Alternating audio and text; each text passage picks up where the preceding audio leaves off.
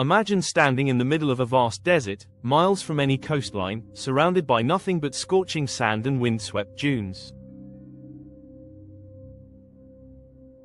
The last thing you'd expect to find buried beneath your feet is a ship. Not a mirage. Not a fossil. But a real, wooden shipwreck. Even more shocking.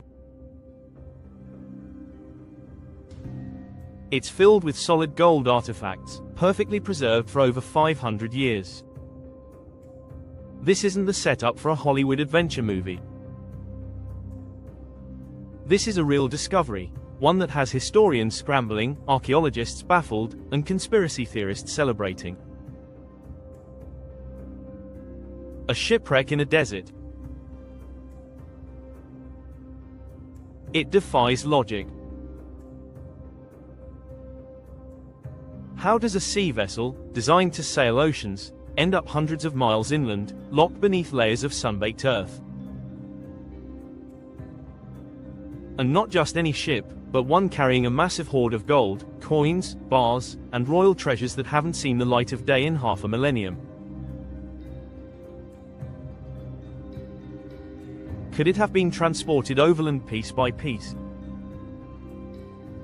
Did an ancient river run through this now barren land?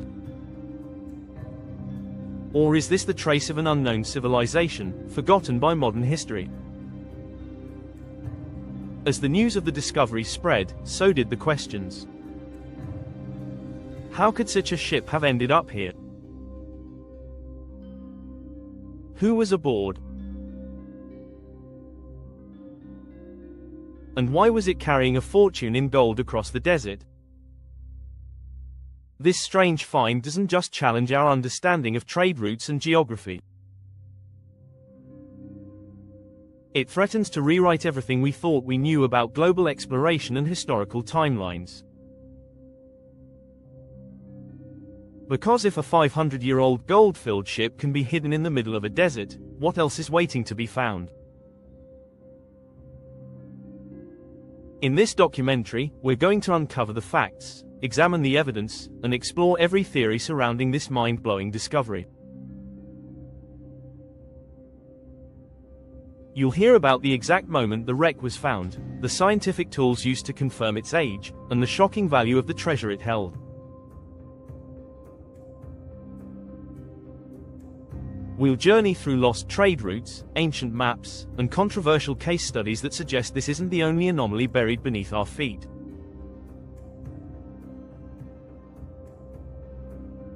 From satellite scans to historical cover-ups, we'll connect the dots between what was found and what may have been hidden from us all along. Get ready. Because this is not just a story about gold or an ancient ship. This is about a forgotten piece of human history that has just resurfaced in the unlikeliest of places. The discovery, unearthing the impossible. The story began in one of the most unforgiving and remote places on Earth, the Rub al-Khali, also known as the Empty Quarter. Spanning across Saudi Arabia, Oman, the United Arab Emirates, and Yemen, it is one of the largest sand deserts in the world. A place where temperatures regularly soar above 50 degrees Celsius, and where rainfall is so rare it can go for years without a single drop. For centuries, this desert was considered nearly impenetrable, a dead zone that held no secrets and promised no surprises. But in early 2024, that perception shattered overnight. It wasn't an archaeological expedition that stumbled upon the ship. It wasn't even a person. The first hint of something strange came from above, captured in a high-resolution multispectral satellite scan conducted by an international climate mapping project. Researchers were looking for ancient water channels buried beneath the dunes, evidence of a greener past in the Arabian Peninsula.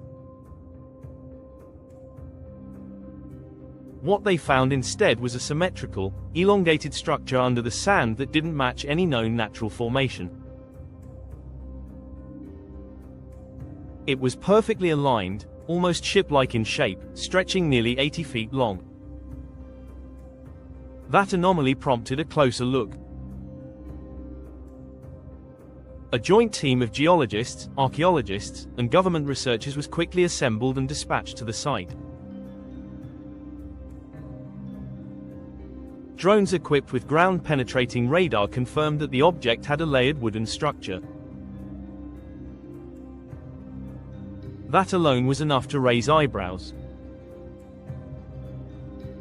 But the radar images also revealed metallic densities concentrated in the hull and cargo areas. What kind of wooden structure, buried in the heart of the desert, contains heavy metallic content? Within weeks, excavation began. It wasn't easy. Shifting sands, brutal heat, and logistical nightmares plagued the early phase of the dig. But slowly, the golden outline of a ship's hull began to emerge. The timbers were astonishingly well preserved, protected by a sealed layer of compacted sand that had created a vacuum-like environment.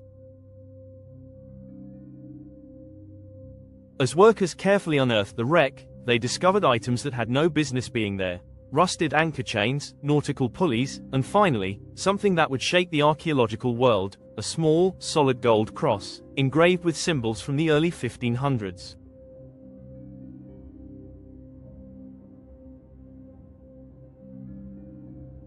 That find triggered a full-scale excavation. Over the next 2 months, a staggering array of objects came to light. Spanish coins dated to the reign of Charles V, golden bars stamped with marks from Portuguese colonial mints. Ornate pottery of North African origin.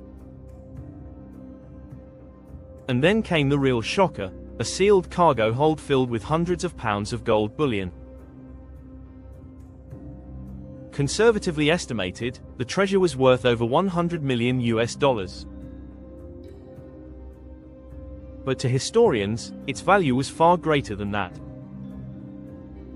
It was evidence of a voyage that had never been recorded, a lost chapter in maritime exploration, sealed in sand for over 5 centuries.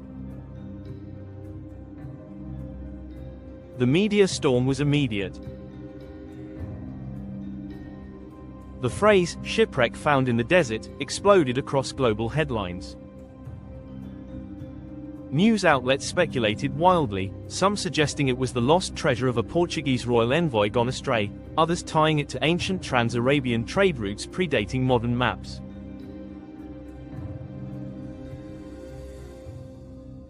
Hashtags like #DesertShip and #GoldWreck trended for days. Interviews with the excavation team aired on major networks, each more surreal than the last. How could a fully intact European-style merchant ship, built for ocean travel, end up in one of the driest places on the planet? Theories bloomed like wildfire. Mainstream historians proposed that the area may have been a lush basin 5 centuries ago, possibly connected by inland waterways that have since disappeared due to climate shifts.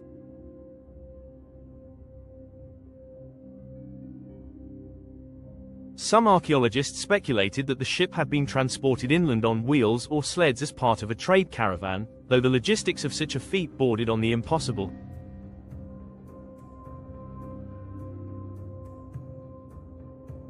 Others whispered of a secret expedition, perhaps a failed colonial mission buried both literally and historically. But while academics offered cautious interpretations, the internet had no such reservations. Online forums lit up with theories that ranged from ancient alien interventions to suppressed evidence of a forgotten maritime civilization in Arabia.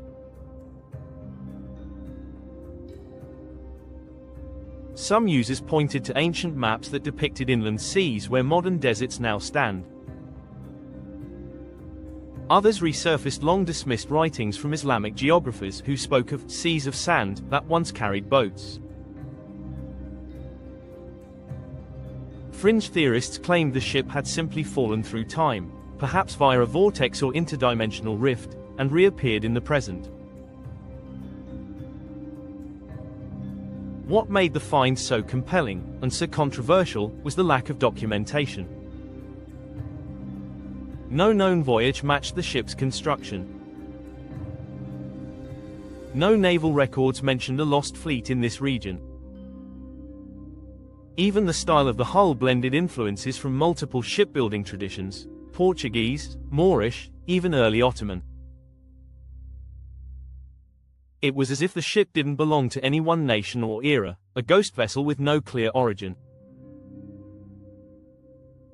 Government agencies were quick to respond, sealing off the excavation site and placing a media embargo on new findings. Official statements downplayed the discovery, referring to it as a historically significant anomaly and urging patience until full analyses could be conducted. But the delay only fueled speculation. What were they trying to hide? Why had foreign press been barred from accessing the site? And why had several archaeologists involved in the early phase suddenly gone silent? For every official explanation, there seemed to be a dozen unofficial ones gaining traction. Satellite footage was dissected frame by frame. Theories connecting the find to the ancient city of Ubar, the so-called Atlantis of the Sands, began to circulate. Whistleblowers claimed there was far more gold recovered than reported, and that several crates had been quietly transported to an undisclosed military facility.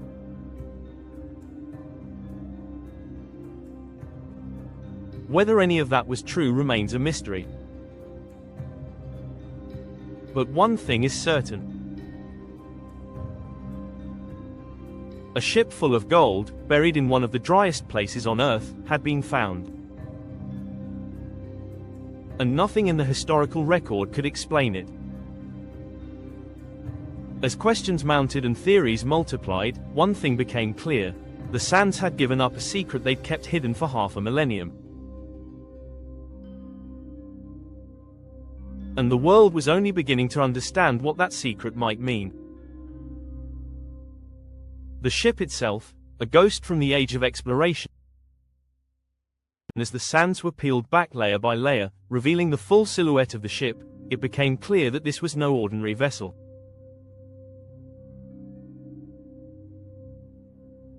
What lay beneath the desert surface was a near-complete ocean-going ship, astonishingly preserved despite centuries of burial in an arid wasteland. It measured approximately 84 feet in length from bow to stern, with a beam stretching just over 20 feet across. The hull was partially splintered on one side, likely due to the weight of sand that had collapsed inward over time, but its structural integrity remained astonishingly intact.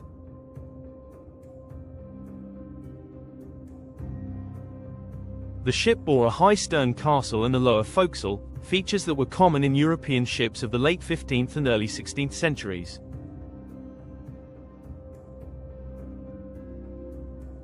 The design suggested that it was either a caravel or a modified carrack, types of vessels favored by Portuguese and Spanish explorers during the Age of Discovery.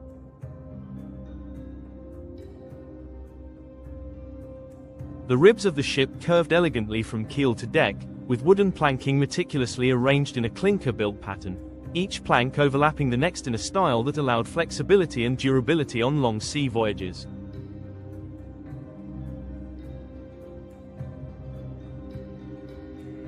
Upon closer inspection, the construction materials told their own story.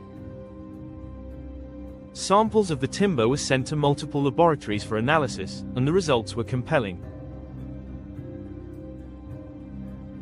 The majority of the hull was constructed from Quercus robur, a species of European oak commonly used in shipbuilding during the late medieval and early Renaissance periods.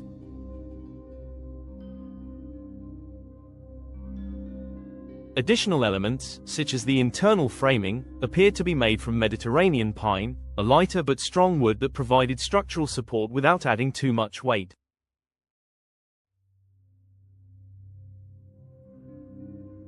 These materials were consistent with naval practices in the Iberian Peninsula during the height of colonial exploration.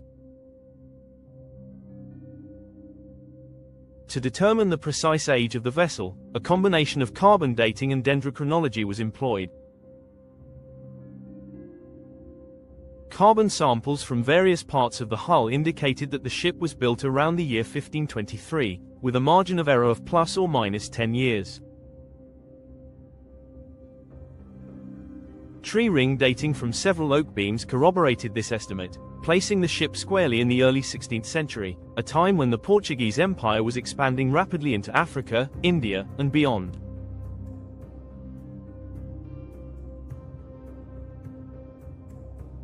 This was the same era that saw Ferdinand Magellan circumnavigate the globe and Hernán Cortés dismantle the Aztec Empire. What made this ship particularly fascinating was the hybrid nature of its design. While it shared characteristics with known Portuguese caravels, certain features, such as the raised forecastle and angular stern supports, bore resemblance to early Ottoman merchant ships.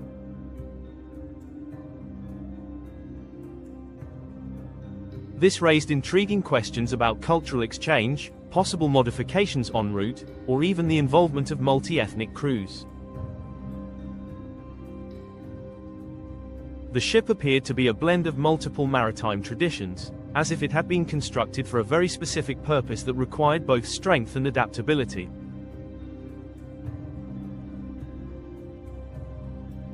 Further adding to the mystery were markings found inside the cargo hold.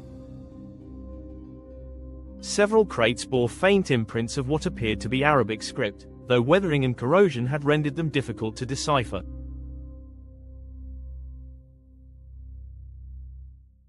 In contrast, the helm carried a clear engraving of the Cross of the Order of Christ, a symbol used by Portuguese navigators and explorers, most famously emblazoned on the sails of Vasco da Gama's ships.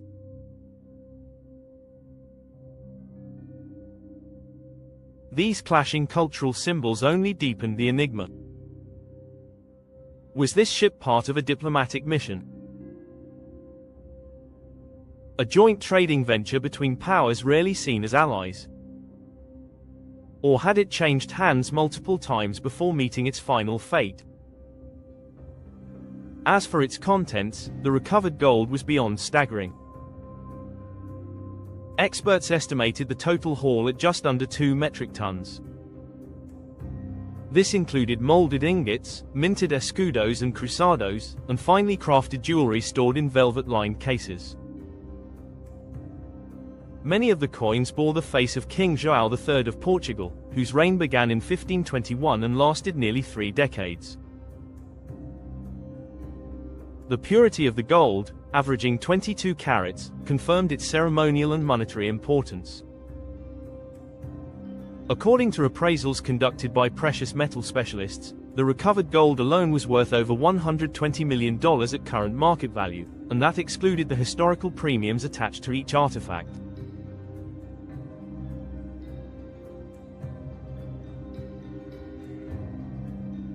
In addition to gold, the ship contained ornate ceramic vessels of North African origin, brass instruments resembling early astrolabes, and a set of maps drawn on calfskin vellum, though the latter were too degraded for immediate analysis.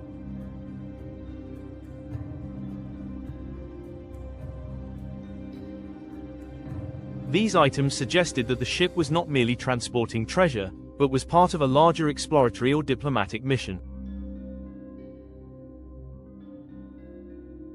Given the high value of the cargo and the elite quality of the artifacts, it's likely that the ship's journey had royal or imperial sanction. Some researchers proposed that it may have been en route to establish trade or military alliances deep within the Arabian Peninsula, an area typically under the control of local tribes and early Islamic states.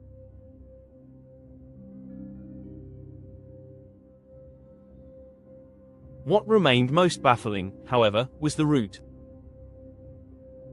No known seafaring path could have brought the ship this deep into desert terrain. The closest ancient coastline would have been hundreds of kilometers away, and there were no navigable rivers capable of carrying such a vessel inland.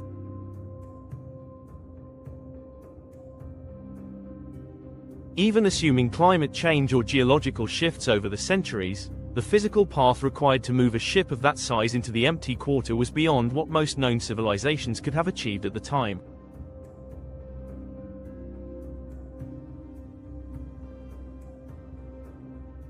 The condition of the wreck added another layer of intrigue.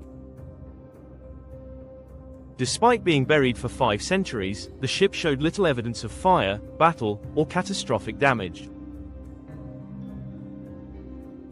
It had not sunk in a storm or run aground with any visible trauma. It appeared to have been deliberately buried, perhaps by sandstorms, perhaps by time, or perhaps by human hands with a motive that remains unknown. The idea that such a valuable ship could simply vanish without record, only to be discovered in near-perfect condition half a millennium later, continues to defy logic. This ship, now known informally as the Desert Wraith, has become more than an archaeological find. It is a symbol of something bigger, an unresolved chapter of human exploration, a cross-cultural enigma frozen in time.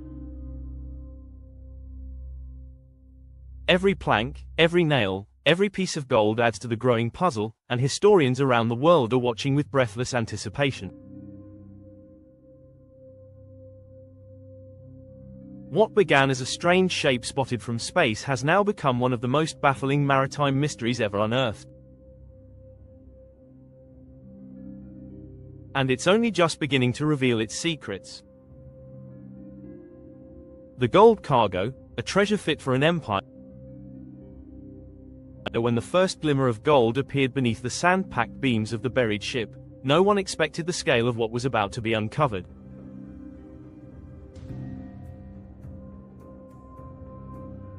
At first, it seemed like a handful of scattered coins and trinkets. But as archaeologists carefully worked through the lower storage compartments, it became evident that this was no minor stash. What lay hidden in the desert shipwreck was a cargo that would rival the wealth of a royal treasury. Every recovered chest revealed more gleaming artifacts, solid gold coins, intricately stamped bars, ceremonial jewelry, and fragments of treasure once thought lost to history. The initial inventory shocked even the most seasoned experts. Over 4,000 gold coins were recovered from various parts of the ship, ranging in origin from Portuguese escudos to Spanish cruzados. Each coin was carefully preserved in sand-sealed crates, many still wrapped in decayed layers of oilskin that were once used to prevent moisture damage. While some coins were heavily worn, many retained remarkable detail, including mint marks from Lisbon, Seville, and even a few from early Spanish colonies in the Americas. The engravings included images of royal crests, saints, and monarchs such as João III of Portugal and Charles V of Spain, placing the cargo squarely in the early to mid-1500s. Alongside the coins were approximately 170 gold bars, each weighing between 2.5 and 5 kilograms. Most were stamped with purity marks indicating a fineness of 22 carats, and many bore symbols associated with the Casa de Moeda, the royal Portuguese mint. Their uniform size and weight suggested they had been processed and standardized, likely intended for official use, either as tribute, diplomatic currency, or funding for military campaigns.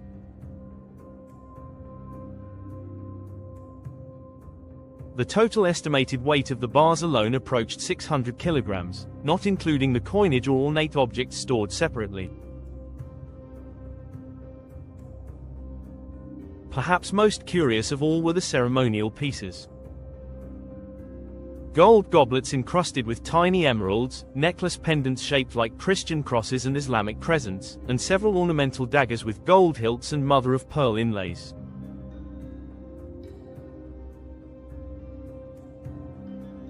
These items didn't serve any commercial function.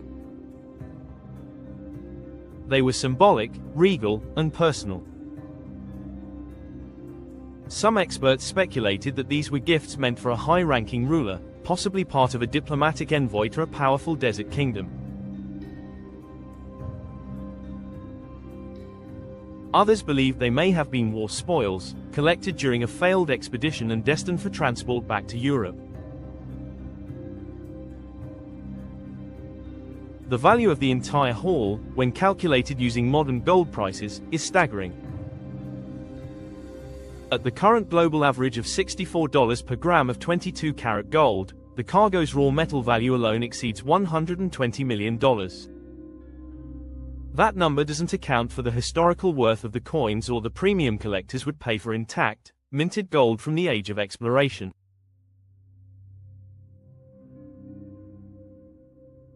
A single cruzado from the reign of João III, depending on condition and rarity, can sell for upwards of $10,000 at auction. Multiply that by thousands, and the financial implications become even more extraordinary. Some conservative appraisals place the total value at over $150 million, while others suggest it could climb beyond $200 million if auctioned piece by piece. But where exactly did this treasure come from, and why was it aboard a ship that ended up entombed in the sands of the empty quarter? Historical context provides some compelling possibilities. In the early 1500s, Portugal was engaged in aggressive maritime expansion, establishing colonies along the African coast, India, and parts of Southeast Asia. Massive quantities of gold flowed through Lisbon's ports, much of it obtained through trade, extraction, and conquest. Some of the coins and bars in the desert wreck match known minting patterns from Portuguese holdings in West Africa, particularly the gold-rich regions of the Gold Coast, present-day Ghana.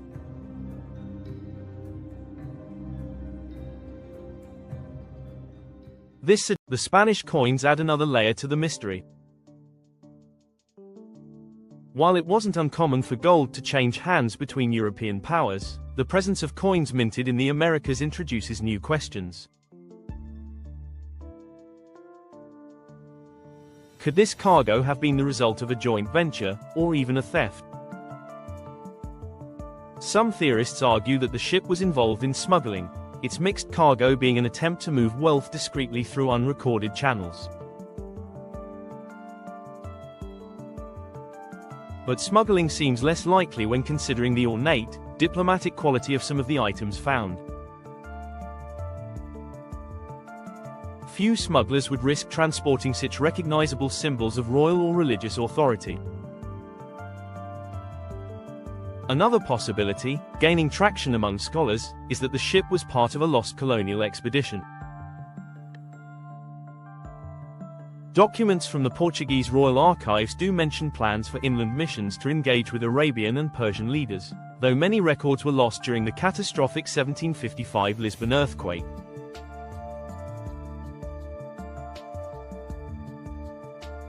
Could this ship have been part of a mission intended to establish inland trade routes through the Arabian Peninsula? Such an expedition would have required extraordinary planning, and if it failed, might explain the absence of any surviving records. Gold was the bloodline of empire during this era. Nations rose and fell by the strength of their treasuries. Spain's conquest of the New World flooded Europe with bullion, while Portugal's maritime dominance brought immense wealth from Africa and Asia. But such wealth also needed protection, secrecy, and discretion. It's possible this treasure was diverted from a larger convoy to avoid pirates or hostile nations. Some believe it may have been intended as payment to a local ruler in exchange for access to a strategically important trade passage. If such negotiations failed or turned violent, the ship and its cargo might have been abandoned, hidden, or even deliberately buried. There's also the lingering question of who was on board when the ship vanished. No human remains were found at the excavation site, though archaeologists discovered fragments of leather boots, brass buttons, and small personal effects like rings and pipe stems.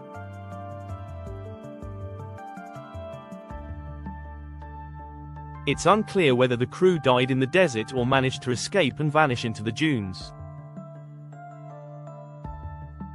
Could they have tried to protect the cargo by hiding it and never returned? Or did someone survive and carry this story to the grave? The gold cargo found within the desert shipwreck remains one of the most valuable and enigmatic treasure hoards ever discovered. It is not just a collection of metal. It is a physical testament to ambition, conquest, diplomacy, and perhaps desperation. Whether it belonged to kings or thieves, whether it was a gift, a ransom, or a lost fortune from a forgotten empire, its presence inside a centuries-old ship buried in sand challenges everything we thought we knew about trade, geography, and global power in the 16th century.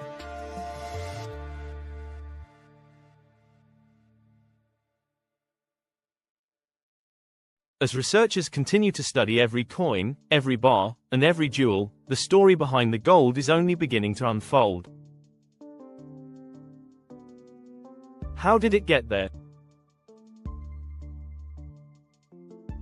The impossible journey of a seafaring ghost. The moment the images of the buried ship surfaced and news confirmed its cargo was real, the most immediate and persistent question asked by experts and skeptics alike was simple. How did it get there?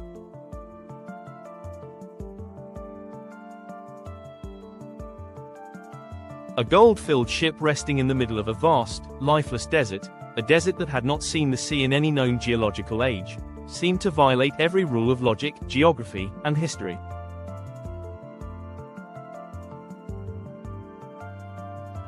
But as the mystery deepened, a range of theories emerged, each more fascinating and controversial than the last. One of the earliest explanations came from the scientific community, particularly geologists who specialize in paleogeography.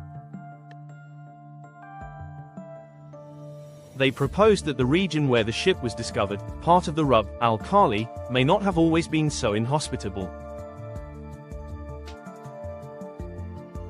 Millions of years ago, parts of what is now the Arabian Desert were once submerged beneath shallow seas or connected to river systems that have long since vanished.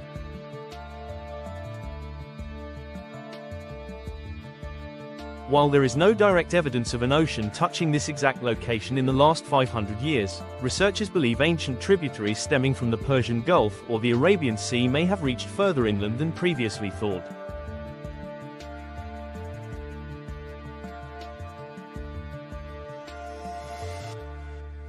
Sediment analysis in nearby zones supports this hypothesis.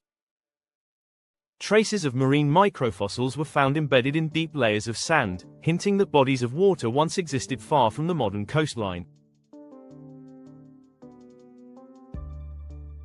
Still, even with these environmental changes in mind, there remains a massive time gap. Those ancient waterways would have dried up long before the 16th century, when the ship is believed to have last sailed. That's where a second theory steps in, one that looks not to geology, but to the ingenuity of ancient transport. Historians have long debated the use of overland caravans in moving heavy or unconventional cargo across deserts.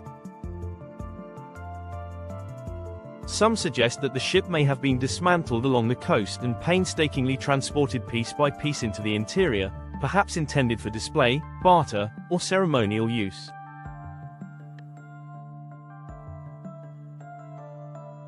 Though it may sound improbable, ancient civilizations routinely moved colossal statues, obelisks, and stones across vast distances without modern technology.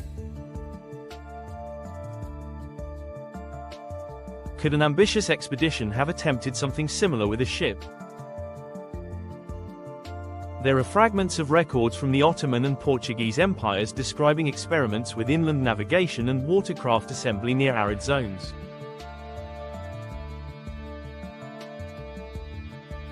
In one document from 1532, an envoy notes the possibility of moving prefabricated parts of a galley to a dry basin in hopes of establishing a controlled waterway fed by seasonal rains. It's unclear if such a plan was ever realized, but the idea that portions of the ship could have been carted across desert routes by camels, wagons, or human labor is not entirely without precedent.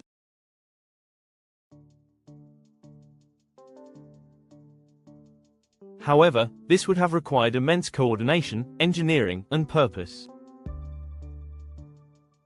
If true, then the ship in the desert may have been part of a grander imperial vision, one that failed and was forgotten. But not everyone buys the scientific or logistical explanations. Many have turned to mythology and ancient lore for answers, and surprisingly, they've found stories that are disturbingly aligned with the shipwreck discovery.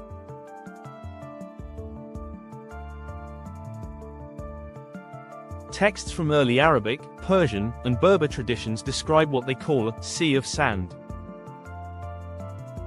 Not metaphorical, but literal. Accounts speak of ancient travelers who crossed deserts only to encounter mirage-like waves and strange drowned objects. One ancient manuscript from the 9th century refers to a sunken ship with golden sails, spotted during a sandstorm by nomads who later perished in the dunes. Another tells of caravans that followed, rivers that once flowed through the sands, and warned of a place where the sea forgot it was a sea. Of course, these legends were dismissed by most scholars as poetic exaggeration or symbolic references. But the ship's discovery is forcing a reconsideration of these myths. Could ancient texts have preserved real but misunderstood observations? Were there once more accessible inland seas or salt lakes that evaporated before modern maps were drawn? These questions are now being asked in places they weren't before: archaeological symposiums, academic journals, and research labs. For others, the answer lies not in myths but in deliberate suppression. The conspiracy theory camp believes the shipwreck is merely the latest in a long line of out-of-place artifacts, objects found in locations where they simply shouldn't exist, and yet do.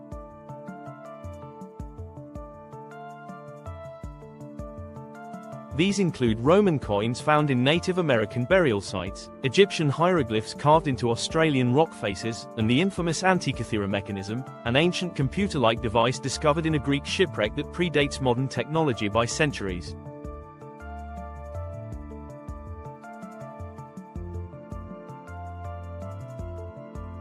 The idea is that ancient civilizations had contact with each other long before Columbus or Magellan, and that governments, academic institutions, or religious authorities have quietly erased or hidden the evidence.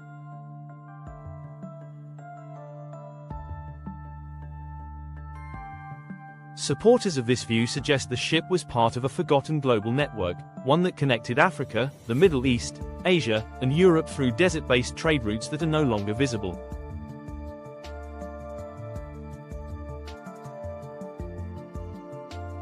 These weren't mere camel trails, but complex logistical corridors that may have included canals, artificial rivers, or seasonal lakes created by water storage systems. They point to the lack of written records about the ship as evidence that it was deliberately scrubbed from history.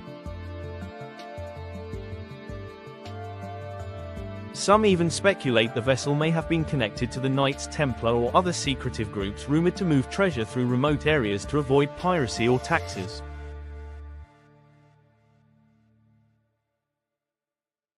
Adding fuel to these theories are satellite images captured in recent years that show ghostly outlines of what appear to be ancient riverbeds and man-made channels stretching beneath the desert.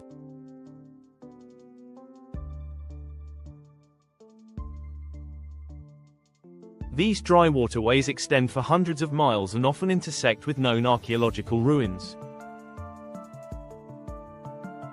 In the case of the shipwreck, scientists reviewed thermal imaging and found subtle temperature variations around the excavation site, indicating compacted earth likely caused by past water flow.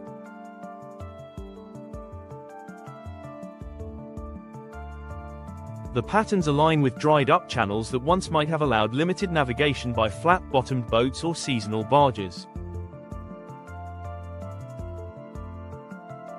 Some of these paths appear to connect to the ruins of ancient settlements now buried beneath dunes. Such imagery has led to renewed interest in desert archaeology. Researchers are beginning to re-examine long-dismissed satellite data, looking for signs of unnatural shapes or linear structures hidden beneath the sand.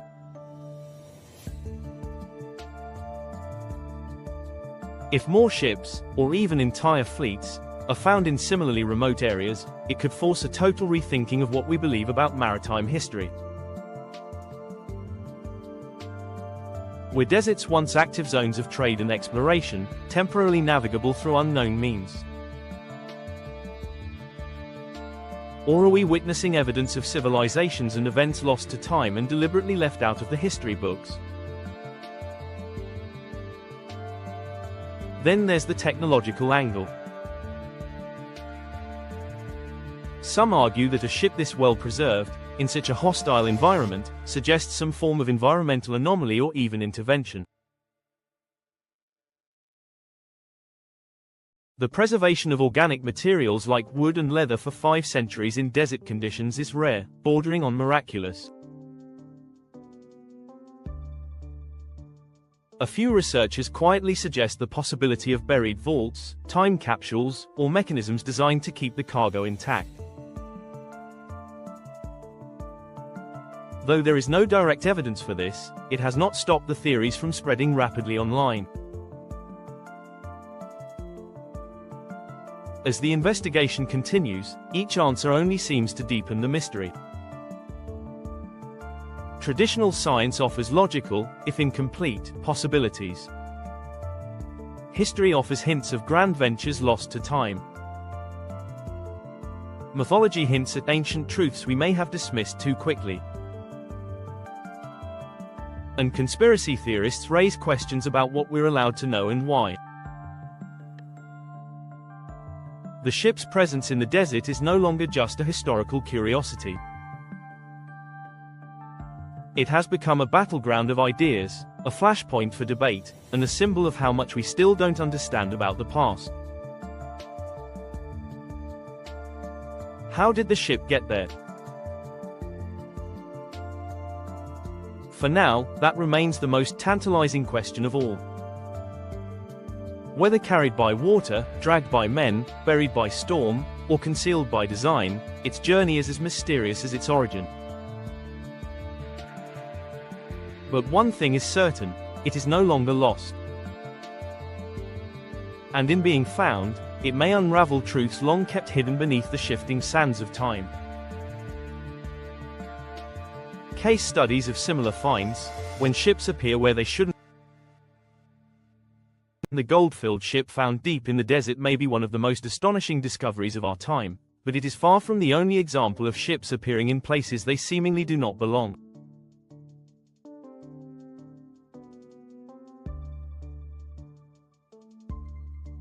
Across the world, there are stories, some proven, others still steeped in myth, of ancient vessels turning up in deserts, jungles, cities, and frozen wastelands. These finds challenge conventional geography and force us to reconsider the reach of ancient maritime and trade networks. While the ship in the Arabian desert is exceptional due to its preserved cargo and intact hull, other case studies reveal that history is filled with similarly baffling anomalies.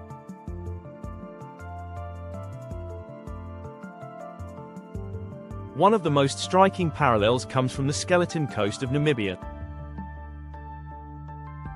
In 2008, workers from a diamond mining company unearthed what at first looked like a pile of old wood and twisted metal. But as archaeologists arrived and began excavating the site, they realized they had stumbled upon the remains of a 16th-century Portuguese trading vessel known as the Bom Jesus.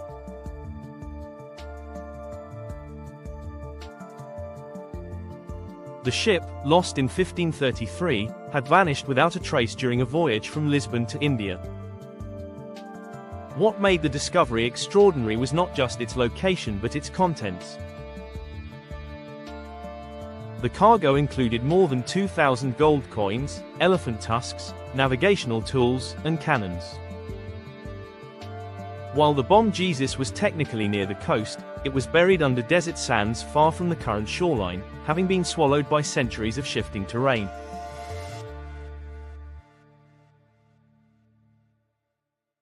The ship's unexpected position and incredibly well-preserved cargo mirror many elements of the desert wreck in Arabia and provide a real-world example of how the sea and sand can erase boundaries we take for granted.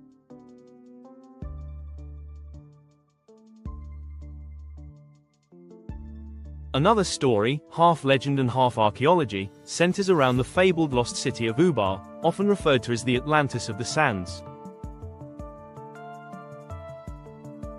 Located somewhere in the Rub al-Khali desert, the very same desert where the gold-filled ship was discovered, Ubar was described in ancient Islamic texts as a city of immense wealth that was destroyed and buried by divine punishment.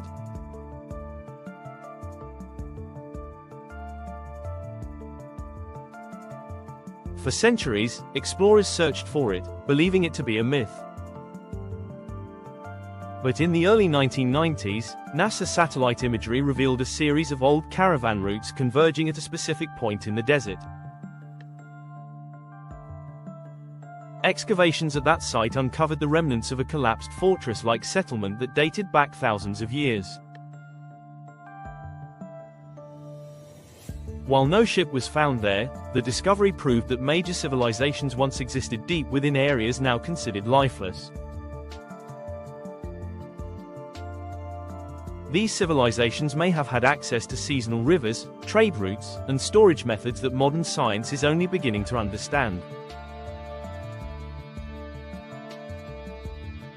Ubar's story fuels the possibility that the desert ship was not isolated, but part of a wider network now lost beneath the sands. Moving away from deserts and towards cities, some of the most startling maritime discoveries have been made under the ground in places where no one expected to find watercraft of any kind.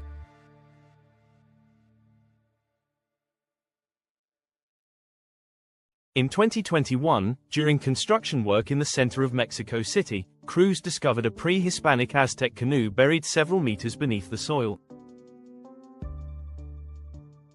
Though it was found in what is now a bustling urban environment, Mexico City was once the site of Lake Texcoco, a vast body of water that supported a network of canals and lake-based trade.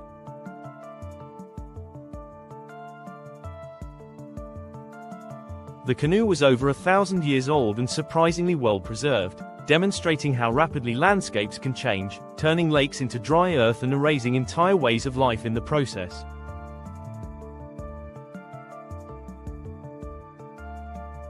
While this find is not as dramatic as a gold-filled shipwreck, it echoes the theme of vessels appearing beneath surfaces we no longer associate with water. Egypt offers similar surprises. In 2019, archaeologists working near the ancient port of Phonis Heraklion, a city that had once thrived on the Mediterranean coast, uncovered an entire fleet of sunken ships beneath what is now solid land.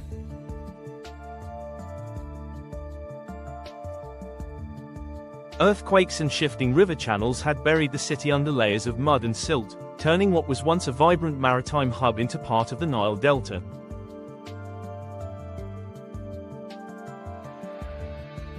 Among the finds were Greek-style cargo ships with mixed architectural elements, including Egyptian hull shapes and Hellenistic decorations. Like the desert ship, these vessels carried hybrid characteristics that suggested cultural blending and extensive trade. Some even contained cargo believed to be ritual offerings or royal tribute. Their preservation and sudden disappearance into history resemble the circumstances surrounding the Arabian wreck. In the harsh, frozen expanses of Mongolia's Gobi Desert, a series of discoveries have left researchers equally perplexed. While no full ships have been found, archaeologists have unearthed fragments of seafaring equipment, anchors, ropes, and wooden boards etched with wave-like carvings, buried beneath dunes far from any known historical water source.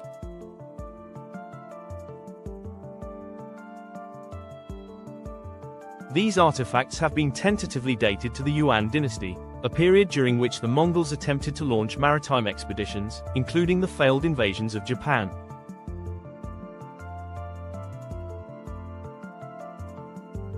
Some historians speculate that the Mongols may have experimented with river-based navigation across Asia's inland lakes and channels, leaving remnants of their ambitions behind.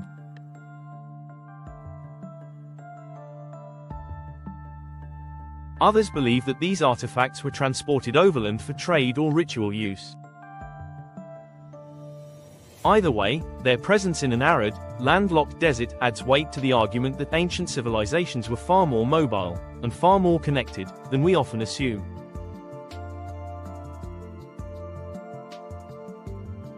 Even the Arctic, one of the most extreme environments on Earth, has yielded evidence of shipwrecks in unlikely places. In Canada's northern tundra, the ships HMS Erebus and HMS Terror from the doomed Franklin expedition were discovered beneath ice and snow after being lost for nearly 170 years. Though not as ancient as the desert ship, their discovery in such an unforgiving, isolated landscape mirrors the mystery and logistical impossibility felt by the find in Arabia.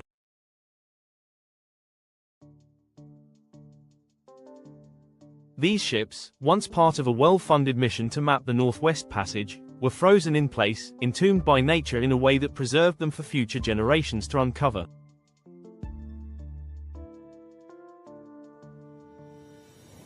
These case studies each demonstrate that the impossible is often simply the unexplored. Ships that end up in deserts. Watercraft can be found under cities. And sometimes, treasures thought lost forever emerge from the most improbable places. They offer validation that history is not as static as textbooks might suggest. The environment is not a fixed backdrop, but an ever-changing canvas capable of burying and revealing civilizations in cycles we are only beginning to understand. The shipwreck discovered in the Arabian desert now joins this global family of out-of-place artifacts.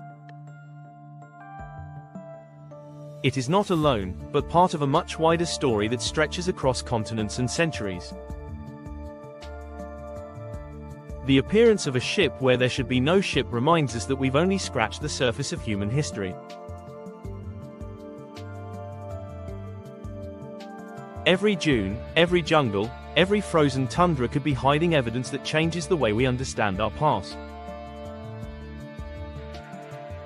And just as importantly, it challenges us to keep asking the most fundamental question of all. What else is out there, waiting? Theories and controversies. A shipwreck that shouldn't exist. With the physical evidence of the ship now under lock and key, its timber dated, its gold catalogued, and its architecture analyzed, one question still hangs in the air. Why does it exist in the first place?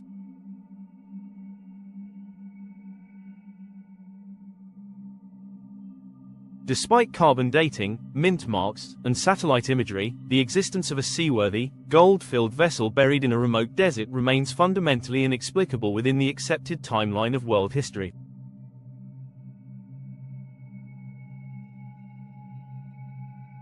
And when something cannot be explained, it inevitably becomes the subject of theories, some grounded in emerging research, others drifting into the speculative and bizarre.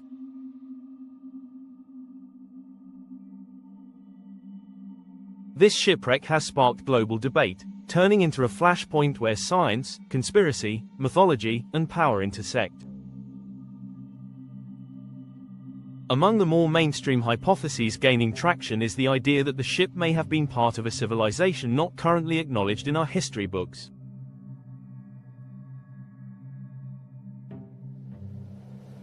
This doesn't necessarily imply a technologically advanced society lost to time, but rather a highly organized trading culture that operated beneath the radar of European record-keeping.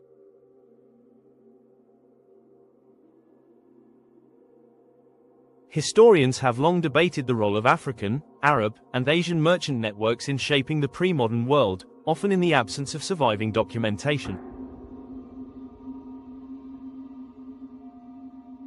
If the ship belonged to an inland empire that had a temporary link to a now-vanished river system or constructed artificial trade corridors across the desert, it might explain how it ended up so far from any known sea route.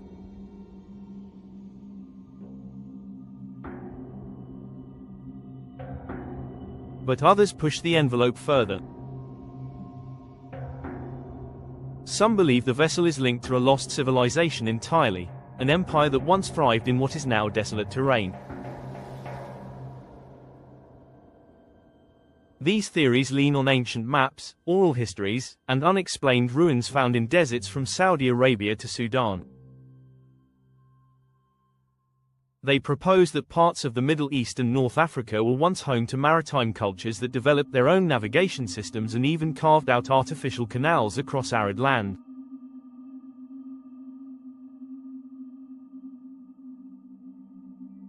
The presence of advanced irrigation systems in ancient Mesopotamia and water management in the Nabatean kingdom supports the notion that human engineering could have enabled temporary navigability in places now considered lifeless.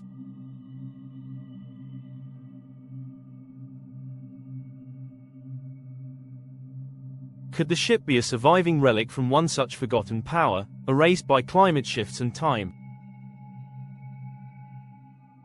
Connected to that are theories of hidden trade routes, long-distance corridors of exchange never formally documented or perhaps deliberately omitted from European records.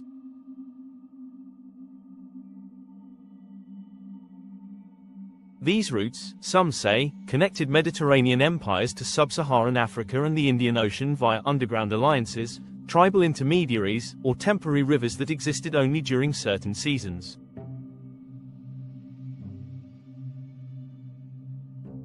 These weren't the fixed maritime paths found in textbooks but flexible, secretive, and highly guarded networks used to transport not only goods but ideas, maps, and even sacred objects.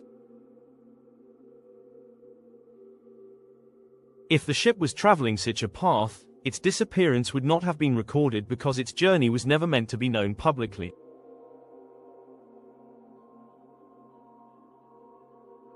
Such a theory could explain the eclectic nature of the artifacts found: Portuguese coins, Arabic inscriptions, African pottery, all on a single vessel. Then there's the darker proposition: suppression. Some experts and independent researchers argue that the reason no explanation has emerged is because powerful institutions don't want one to emerge. According to this view, the discovery of a ship like this threatens dominant historical narratives too deeply to be accepted. If proven, it could reveal early evidence of global trade that predates the supposed European age of discovery. It might expose rival power structures that challenged colonial dominance or suggest that cultures long thought isolated were, in fact, deeply interconnected. The potential fallout would be enormous, not just for historians, but for national identities, religious frameworks, and global educational systems. Supporters of this theory point to how quickly access to the site was restricted. The area was immediately sealed off by government authorities, foreign journalists were denied entry, and several early researchers went silent after issuing initial statements.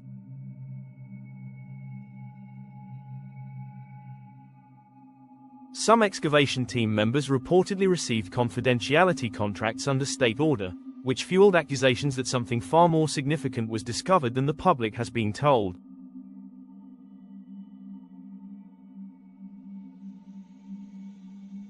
According to unverified sources, at least one journal article detailing structural anomalies in the ship was withdrawn after pressure from funding institutions. These developments have only emboldened the belief that the true story is being withheld from the world. With mystery comes speculation, and the internet has not disappointed. Some of the more exotic theories making rounds online include the involvement of extraterrestrials, time travelers, or survivors of Atlantis. While fringe, these ideas are part of a growing online community interested in out-of-place artifacts and unexplained ancient technologies. On popular forums and video channels, users debate whether the ship could have fallen through a temporal rift, been teleported from a coastal region, or arrived during a planetary alignment that triggered an unknown force.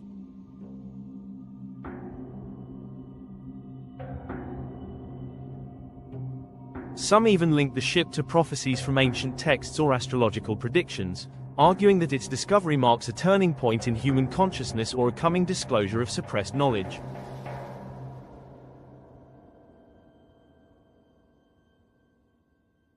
These wild theories, while easily dismissed by academia, strike a chord with the public because they offer explanations in a space where traditional answers fall short.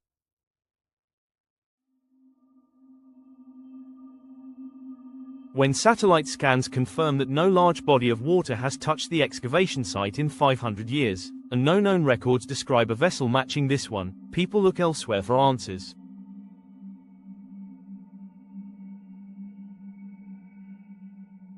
That desire for meaning, for the truth behind the unexplainable, is fertile ground for belief systems that blur the line between history and myth.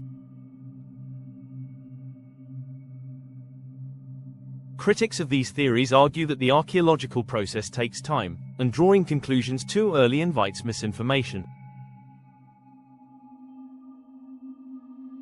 They insist that the ship is being studied thoroughly and that findings will be published in due course. They caution against jumping to conclusions, especially those not grounded in physical evidence. On the other side, proponents argue that evidence is already being buried, figuratively if not literally, and that waiting for official narratives only allows more time for the truth to be sanitized.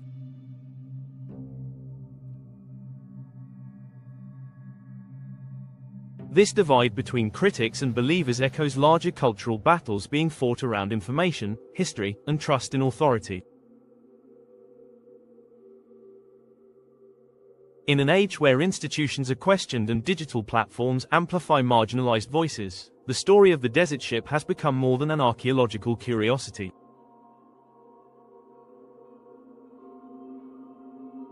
It is now a symbol. For some, it represents the resilience of lost knowledge. For others, it's proof of deliberate omission.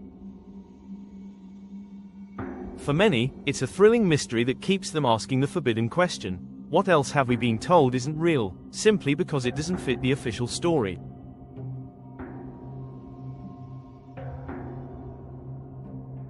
The public, for its part, has remained captivated. Online communities track every leak, every blurry image, and every researcher's tweet. Independent investigators claim to have mapped similar anomalies in deserts across the Middle East and North Africa, suggesting that this ship may not be the only one.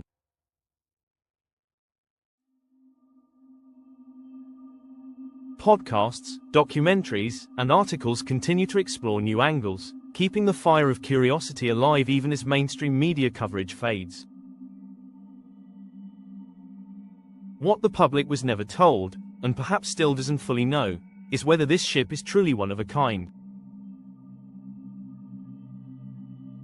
If similar artifacts have been discovered in the past but buried under layers of bureaucracy and classified silence, then the story of the desert ship is not just about the past.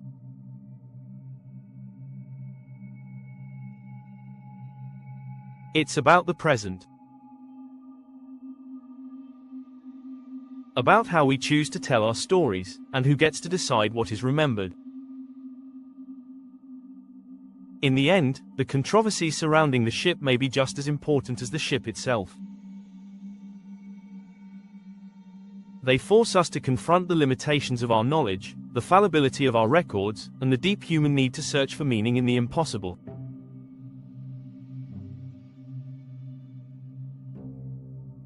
Whether it's a lost empire, a forgotten trade route, or something no one has yet imagined, the mystery endures. And that may be the greatest treasure of all. Global impact, the ripple effects of a ship in the sand. The discovery of the gold-filled shipwreck in the heart of a desert did more than stir academic circles or ignite online debate.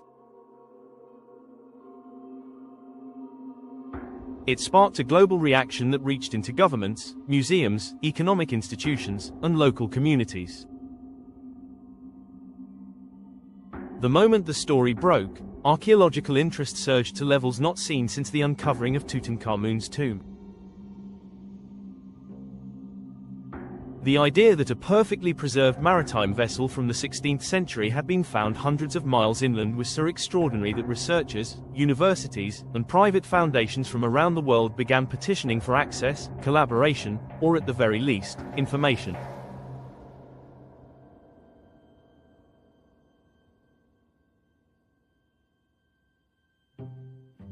The find was not only captivating, it was career-defining. Universities in Europe and the Middle East rapidly began revising their course materials. Several graduate archaeology programs introduced new electives focused specifically on non-coastal maritime anomalies. Research grants were redirected toward dryland sonar mapping and satellite analysis of other arid regions. Institutions that had previously dismissed desert archaeology as limited in scope were suddenly scrambling to invest. Even private tech companies, especially those with satellite imaging capabilities, began partnering with historical research teams to scan vast expanses of desert terrain in search of more anomalies.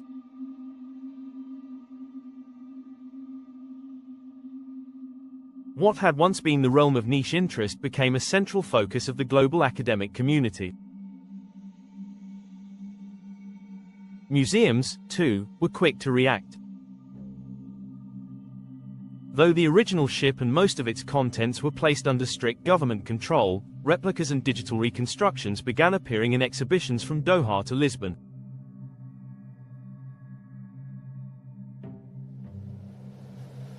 The National Museum of Saudi Arabia announced a traveling exhibit titled The Lost Vessel, using 3D printing, virtual reality, and holographic presentations to bring the wreck to life for audiences who might never be allowed near the real site.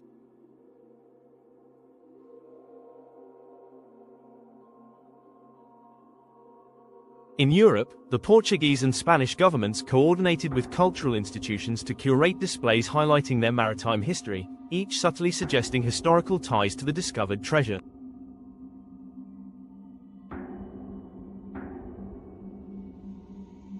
Tourism boards capitalized on the story as well. The desert region, once considered inhospitable and irrelevant to mainstream travel, was suddenly seen as a magnet for adventure seekers, scholars, and the culturally curious.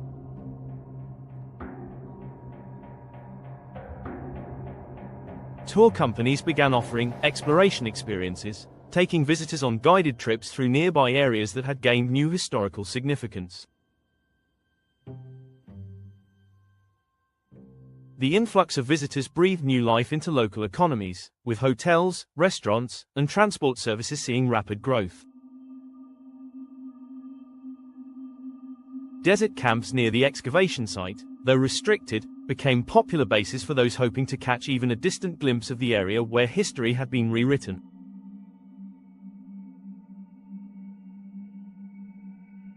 Yet with fame came conflict, particularly over the issue of ownership. The gold found aboard the ship was estimated at over $150 million in current value. The government overseeing the excavation declared the treasure a national asset, protected under cultural heritage laws. However, the discovery occurred in a historically disputed region where tribal affiliations, ancient land claims, and modern political boundaries overlapped. Several local tribes asserted ancestral ownership over the land and demanded that a share of the treasure be returned to the community, citing oral histories that linked their lineage to desert trade caravans and protection of foreign travelers.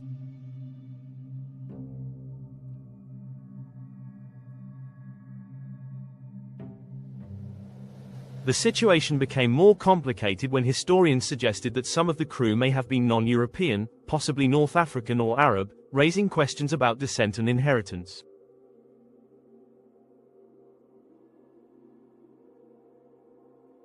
A coalition of tribal elders appealed to international courts, arguing that if remains or artifacts proved a direct lineage to their people, they should have legal rights over at least part of the cargo.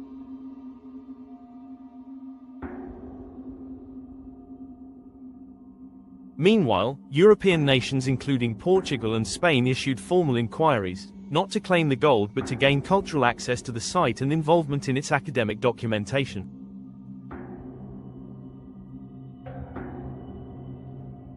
While diplomatic in tone, the message was clear: this was a global matter, not a regional curiosity. Geopolitical tensions also simmered just beneath the surface. The location of the shipwreck, positioned near the edge of a long-standing border disagreement between two nations, brought fresh attention to an area long considered diplomatically sensitive.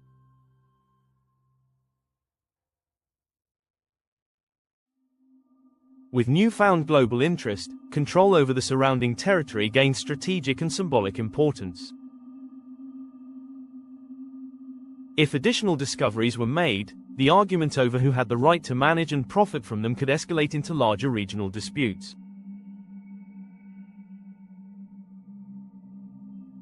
Intelligence agencies reportedly monitored communications related to the site, while foreign embassies requested detailed reports on any geopolitical implications.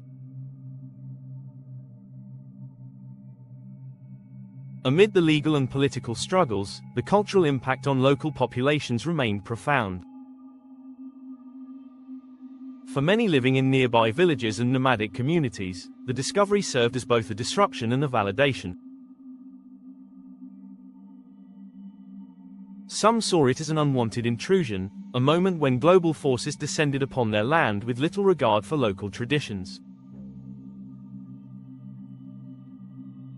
Others embraced it, seeing the ship as proof that their ancestors had been part of something much larger than previously recognized. Community elders began collecting oral histories, trying to reconstruct long-forgotten stories that might align with the ship's timeline. Schoolchildren learned about the find not as a foreign object but as part of their emerging national identity.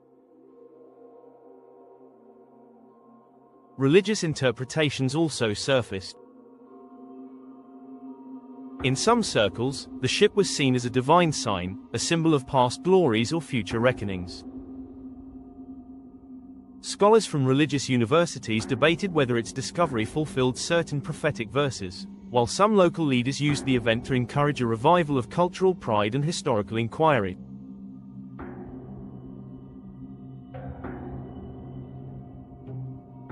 For a population often overlooked in broader historical narratives, the buried ship became a point of reflection, pride, and even spiritual contemplation. In every corner of the world, the gold-filled shipwreck has made waves. It reignited interest in desert archaeology, reframed debates about maritime history, and pulled into focus the messy, beautiful complexity of cultural ownership and forgotten pasts.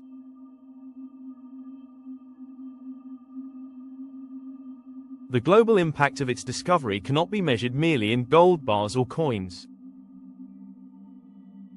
Its value lies in the questions it asks, the connections it reveals, and the doors it opens for people to see themselves, not just as heirs of modern nations, but as inheritors of a far older and far richer human story.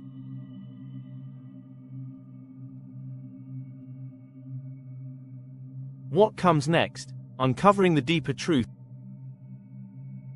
With the initial excavation of the gold-filled desert ship now complete, the question turns to what lies ahead. The wreck has opened a gateway into an entirely new field of study, one that blends maritime archaeology, desert geology, ancient trade networks, and even speculative history.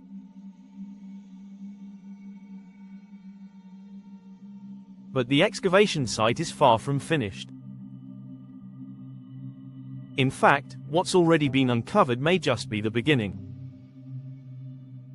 The sand still hides secrets, and the teams working there are preparing for a second phase of exploration that could change everything once again.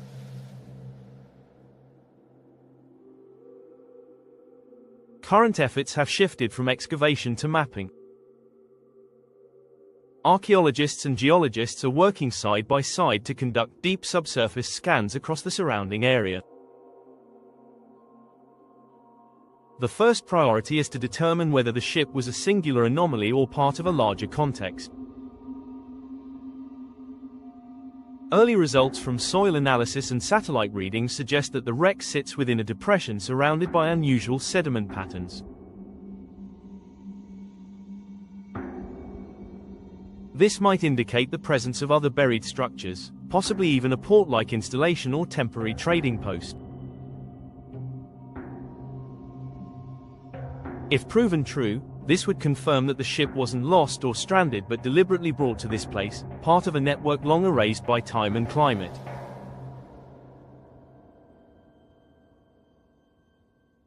New announcements are expected within the next 12 months, with multiple institutions promising to release their independent findings. The initial secrecy that cloaked the project is giving way to a more collaborative international effort. Universities in the Middle East and Europe have signed agreements for shared access to scans and samples. Excavation teams are preparing for deeper digs beneath the ship itself, looking for signs of human activity, burial layers, or hidden chambers. Some even speculate that the gold cargo found so far might be only a portion of what the vessel once carried. With the hull partially collapsed on one end, further treasures may lie just beyond reach. Technology is playing a pivotal role in these next steps. LIDAR, light detection and ranging, is being used from aerial drones to map surface irregularities invisible to the naked eye. These scans have already identified a faint grid pattern in the surrounding desert, suggestive of man-made pathways or foundations. Synthetic aperture radar, or SAR, is being employed to penetrate deeper layers of sand and identify dense anomalies that might indicate additional wreckage or buried structures.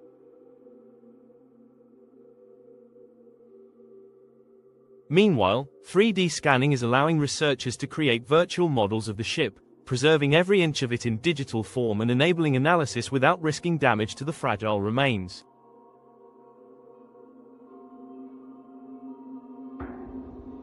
Perhaps the most tantalizing development is the growing possibility that this ship was not alone. As more data rolls in, patterns are emerging. Deserts once dismissed as empty are beginning to reveal buried lines and forms, interrupted arcs, parallel structures, and rectangular depressions that defy natural explanation. In one instance, a thermal scan taken 300 kilometers from the initial site showed a signature nearly identical in shape and density to the now famous shipwreck.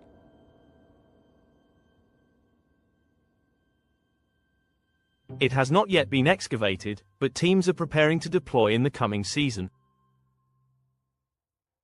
If confirmed, the second ship could transform the current find from a fluke into evidence of a forgotten fleet. What this all points to is a deep and uncomfortable truth. Our maps are incomplete, and our history is fragmented. If ships once sailed through what are now deserts, or if they were transported through vast inland trade systems, then many of the assumptions we hold about ancient connectivity must be re-examined.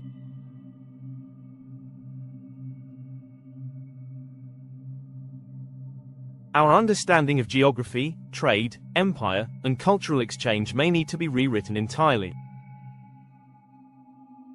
Deserts have long been seen as barriers, dead zones between civilizations.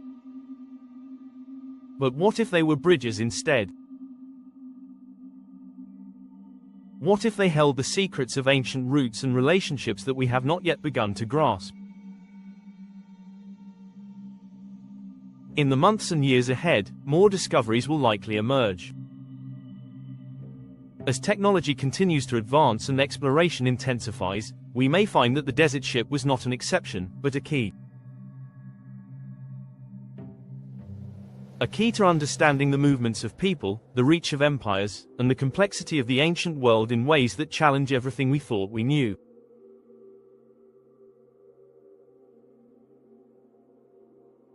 This isn't just about one ship buried in the sand. It's about the stories that sand can still tell. Stories waiting just beneath the surface, waiting for someone to look again.